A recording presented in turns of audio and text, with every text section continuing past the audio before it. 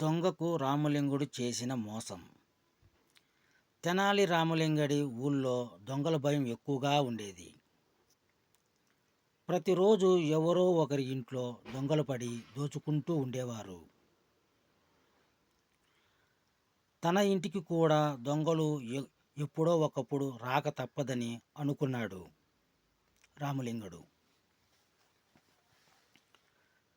దీంతో తన భార్యతో కలిసి ఒక ఉపాయం పన్నాడు. ఒక తేలును తెచ్చి అగ్గిపెట్టెలో పెట్టి దాని గూట్లో పెట్టి ఏం చెయ్యాలో అని భార్యతో చెప్పాడు రామలింగుడు. సరిగ్గా ఆ రోజు రాత్రే ఒక దొంగ రామలింగుడి ఇంట్లోకి జొరపడ్డాడు. ఇది గమనించిన ఆయన భార్యతో పెద్దగా ఇలా అన్నాడు.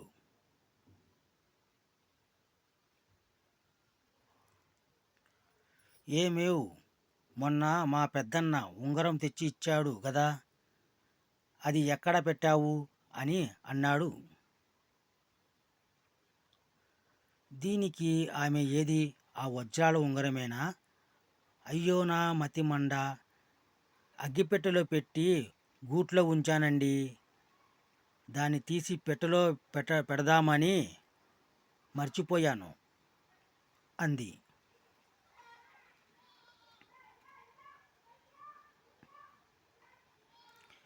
ఎంత పని చేశావే, అదసలే లచ్చల విలువ చేసే వజ్రాల ఉంగరం, అది కాస్త ఏ దొంగ ఎత్తుకుపోయాడంటే మన గతేంగాను అన్నాడు రామలింగుడు.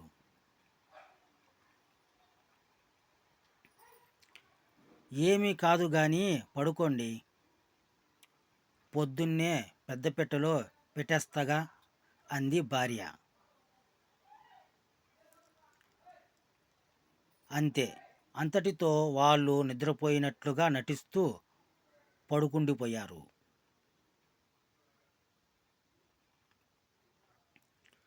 జరిగిందంతా విన్న దొంగ రామలింగడి దంపతులు గుర్రపెట్టి నిద్రపోవడం గమనించి మెల్లగా గూట్లో చేయి పెట్టి అగ్గిపెట్టె అందుకున్నాడు. దాన్ని తెరిచి ఉంగరం కోసం వేలు పెట్టాడు. ఇంకేముంది, తేలు దొంగ వేలును కుట్టేసింది. దీంతో నొప్పికి తాళలేని దొంగ విలవిలలాడిపోయాడు. అయినా కూడా చప్పుడు చేస్తే నలుగురు వచ్చి తనను పట్టుకుంటారన్న భయంతో కిక్కురుమనకుండా మెల్లిగా జారుకున్నాడు.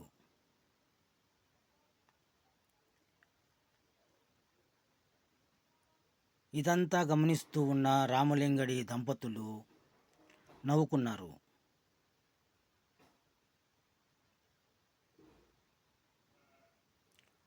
అప్పుడు రామలింగుడు తన భార్యతో, మా పెద్దన్న ఉంగరం దొంగన్నకు బిర్రు అయినట్లయింది, మా పెద్దన్న ఉంగరం దొంగన్నకు బిర్రు అయినట్లుంది పాపం అన్నాడు ఎగతాళిగా.